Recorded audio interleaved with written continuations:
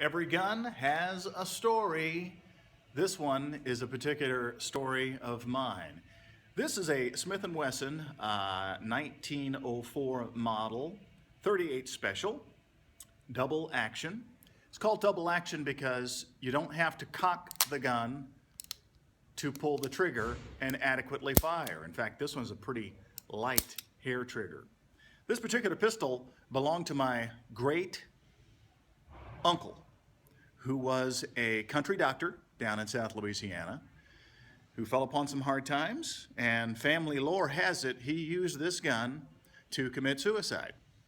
My great-grandfather retrieved it. It was passed to my grandfather and then to me.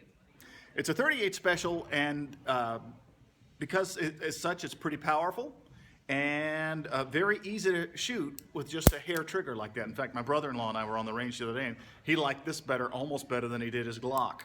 But there are some more modern versions of the double action 38 special. This is a Ruger with hammerless, and it's got a lot of polymer on it. It too is a 38 special, but it too, very light trigger. Not as light as that one. And for safety reasons, there probably should be some resistance. But I thought I would compare these two 38 specials and the stories behind them today. This Smith & Wesson once upon a time was the standard service pistol that was issued in the United States Army.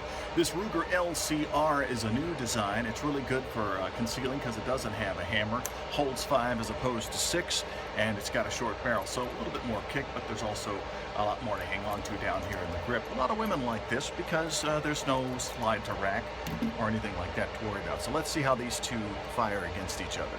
Oh, with the recent ice storm, I had a lot of time on my hands, so I hand-loaded a lot of 38 specials. So I probably have several hundred rounds now ready to go. So here we go, Ruger LCR.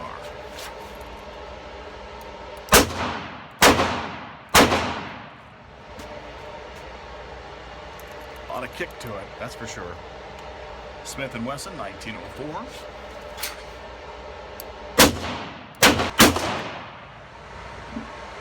And here's the damage. This is me shooting with the LCR. I'm a little all over the place because of the balance of the gun. And then here are the 3 shots I took with the Smith & Wesson 1904 style.